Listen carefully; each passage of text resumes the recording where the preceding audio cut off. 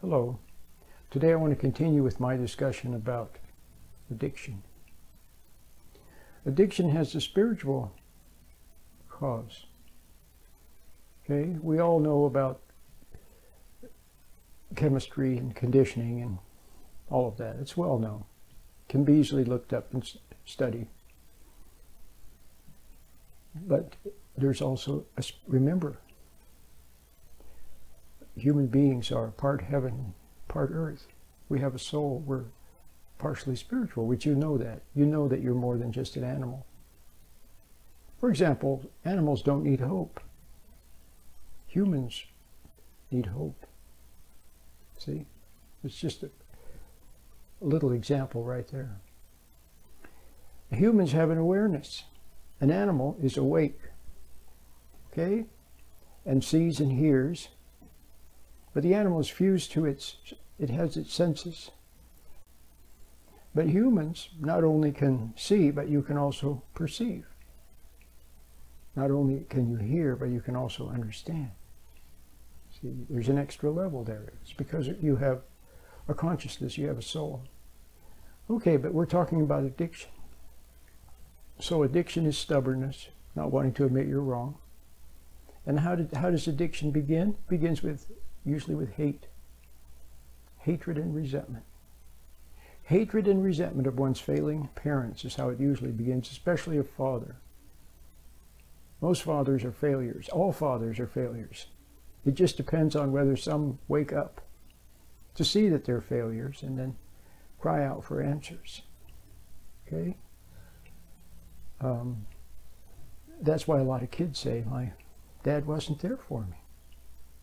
How often have you heard that? So, when the child is little, there's so many reasons for resenting father, but I'll just give you one classic. The child is sitting at the table and mom is shoving food in the child's face, shoving food into the child. And the child is, you know how kids go like this and they don't want to eat? Well, you know, when the child's hungry, it'll eat, okay?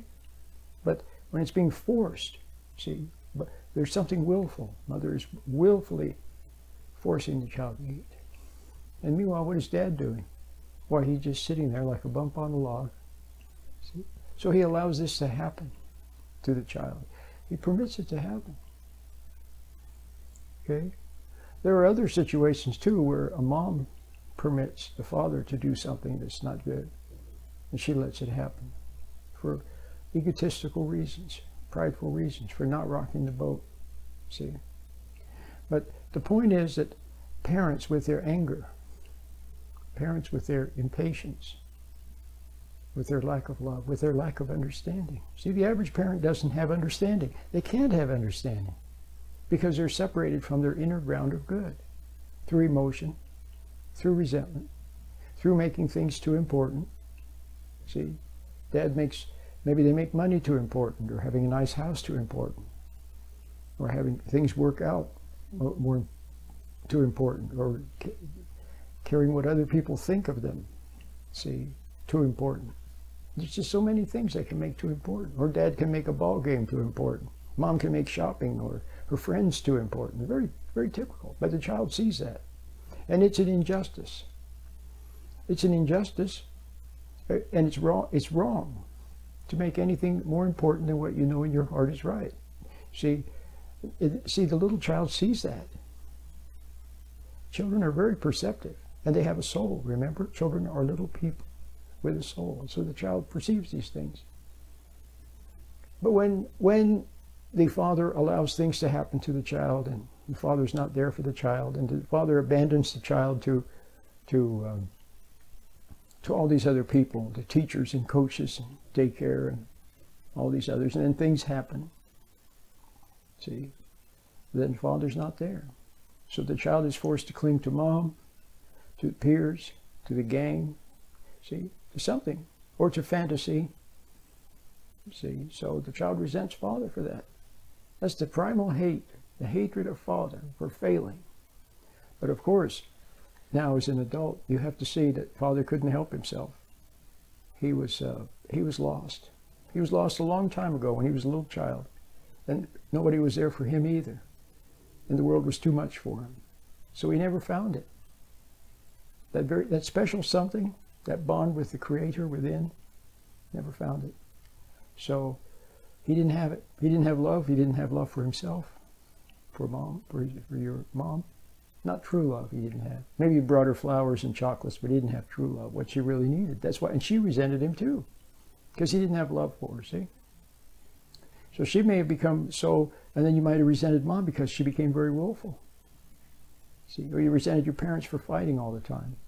But here's the thing, you have to see that resentment hurt you. Resentment separated you from your inner ground of good. So then you felt empty, okay? And in your emptiness, then you look to the world for love and fulfillment. Maybe you look to food, to friends, to peers, to music, to fantasy, to drugs, to alcohol, to marijuana. You see what I mean? But now here's what happens. When you look to those, then what is in the world gets inside of you. See, it's like if you crack an egg a little bit, just a little tiny crack. And see, an egg is either whole or it's what's the word, rotten. It's either whole and good or it's rotten. It's one or the other. Okay, put a little hole in the egg, or crack the egg a little bit, and it becomes rotten. Well, so you're either whole, okay, and complete within yourself by being attached to your inner ground of good, or you're separated from it, and then the world gets inside. See, and then the world gets into you, the spirit of the world. Let's say the spirit of the world, the spirit of your mom, who you hated, or your dad, who you hated, or the teacher you hated. See, the spirit of the marijuana, or the drug dealer. See, the spirit, it's a violent spirit. It's prideful and violent. See, once it gets inside, then it wants to grow within you. It wants to grow within, to take you over is basically what it wants to do. And it does. It takes most people over. You see a nice young person, you see the quality of them. See, and then look at them 20 or 30 years later, you can hardly recognize them. They're totally changed. They're changed from the inside out. So now it takes them over. So that's why sometimes when you were a little kid, you wondered why your parents were so into friendship and their friends and you know, sitting around and talking all the time, and your dad was so into work, and they were so into thing. Well, it's because that became their environment. That's where they came. That's where it in them came from, and then it in them was in the process of taking them over. So a lot of times, adult children realize at some point that when they look at their aging father or mother, you're not even dealing anymore with your real father or your real mother. You're dealing with what's in them. Maybe the spirit of your grandmother, or who knows who is in there or what is in there. But it wants several things. First, it wants you to hate your parents, because that's a forbidden act. See, we're forbidden to hate, especially a parent. See, the Bible says, honor your father and mother. And what it means is, don't resent them. See, you can't honor what's not on. You can't respect what's not respectable. But you can respect the office.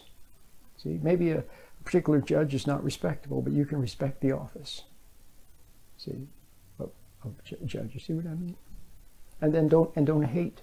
So respect fatherhood, and don't hate your dad. See, respect motherhood, but don't hate your mom.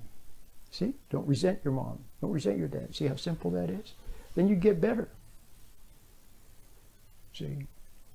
So if you can meditate, see, I have a very special meditation, very simple, but it's good because it's coming from the right place and it does the right thing. Okay, so when you can separate from your thoughts, which aren't your thoughts, and your emotions, and even and your needs and your desires and your wants and all these other things, and look at them, okay, then you'll see, do you really want to be a drug addict? Do you really want to go back to that again? Do you want to be any kind, whatever? There's so many different kinds of addiction. Is that what you really want? And the answer is no, you don't really want.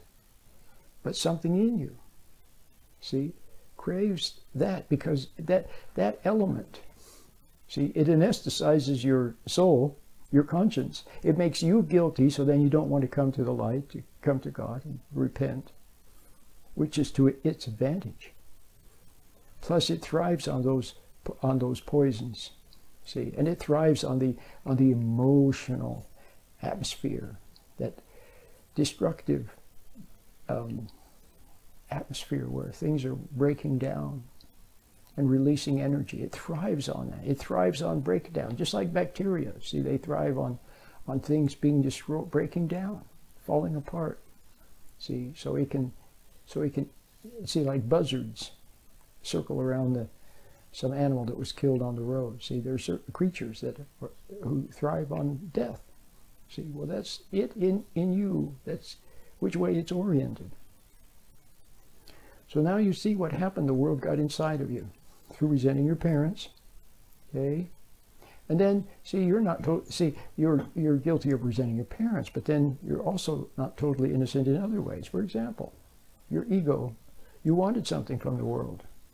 You wanted its love. You wanted worship, admiration, respect from the world. See, you wanted the world to give you back what you thought it had taken from you, which it really hadn't. You lost it through being separated from your inner ground of good. But you looked to the world and you made things too important. You made your being well thought of by your peers too important. You made being attractive too important, or being popular too important. Having friends too important. Being accepted by the group too important. See, not rocking the boat. You made all these things too important. And things. See, these things were all substitutes. Shoes and clothes and jewelry and music and entertainment. And see, all these things are substitutes. See, shoddy substitutes for the real thing which would come from within, which you would have been separated from. So what you need to do is to refine the inner, your inner ground of good from God, the inner light. Refine it and then attach to it. But in order to attach to it, you have to be willing to admit you're wrong. So now we came back to that again. To admit in your heart that you're guilty of some things, like resenting your parent, for example. See? Or being phony. Or doing unto your kids what was done to you. Or being impatient with your kids. Or making something too important. Or being phony with people. See? Whatever it is. You have to be willing to admit when you see it. If you don't see it, of course you can't admit it. But when the light, inner light makes you aware, then you have to be willing to admit before the light. So, can you admit you're wrong? Okay? Well, if you're ready to do so, then the meditation could certainly be a big help, because it teaches you how to be still and how to get closer to the inner light. Okay? And then separate from it in you. Remember the worldly part of you. See, there's like two of you. Part of you wants to come to the light. Part of you wants to come clean. See, part of you wants to turn a new page. Part of you doesn't. Part of you doesn't like the idea of meditating. Doesn't like the idea of coming clean. Doesn't like it at all. See, and it resists.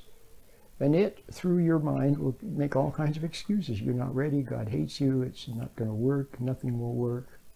You know, you're too far gone.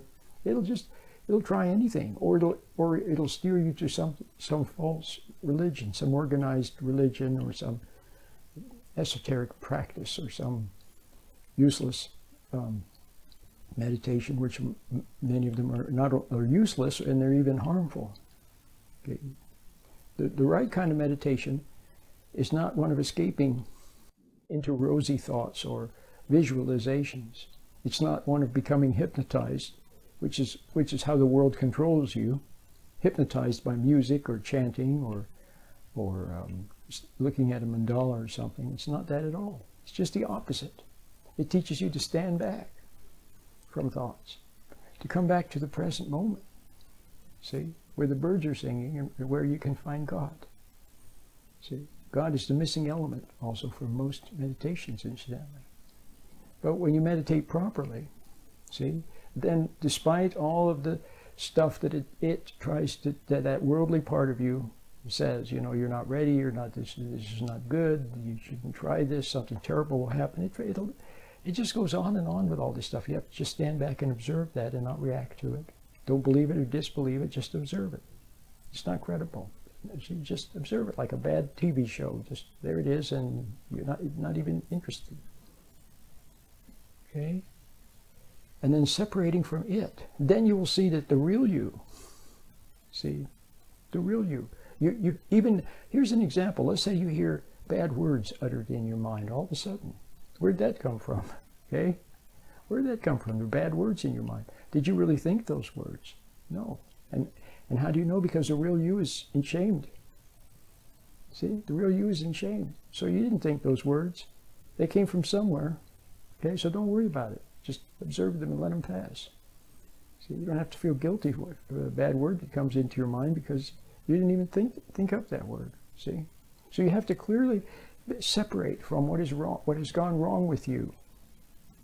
What has gone wrong is this. What has gone wrong is this part of you, this worldly part that came from the world. So if you stop resenting your parents, stop resenting anyone. Let go of your grudges. Okay? Relax. Don't try to save yourself. Don't resent the light when it shows you, wordlessly shows you that you're wrong. Okay? And then this part of you, then the real you begins to grow stronger again. See? You become like you were when you were a little child, except now you're a full-grown adult with your powers. And the light from God will hold it in abeyance. It'll hold it in abeyance so that you can recover. Okay? And begin to grow as a child of God. Okay? And the real you doesn't see now everything changes. The people who you thought were friends, you see, they're not your friends at all. They were just taking advantage of you and using you and putting you on, and they were supporting what was wrong with you. And then other people who you might have thought, well, they were kind of mean, or they were kind of they were just very honest, you know, and so you didn't like them. But now you see that those people are more your true friends. You see. Before, some substance was attractive because you could escape into it and anesthetize your soul, and it comforted your dark side. But now you don't have any interest in that anymore. See? But instead you have an interest in something like a carrot juice. I'm just making something up, okay?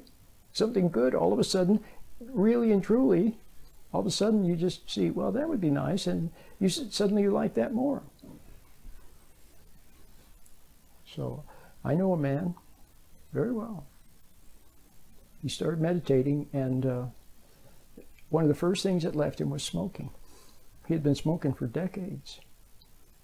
He just woke up one morning and he just didn't need to smoke anymore. He never did. Never smoked another cigarette or pipe or cigar or anything for the rest of his life. For over 30 years. Okay? And it's still going.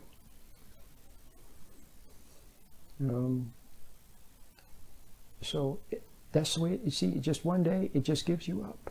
You don't struggle with it. You don't try to give it up. You don't try anything. You just meditate every morning, at lunchtime, in the evening for 5 minutes. You go about your business you go to work and you're a mom or a dad or grandma or whatever you are. And you have recreation. You just go about your life, and then you begin to have little realizations because of your meditation practice and your commitment.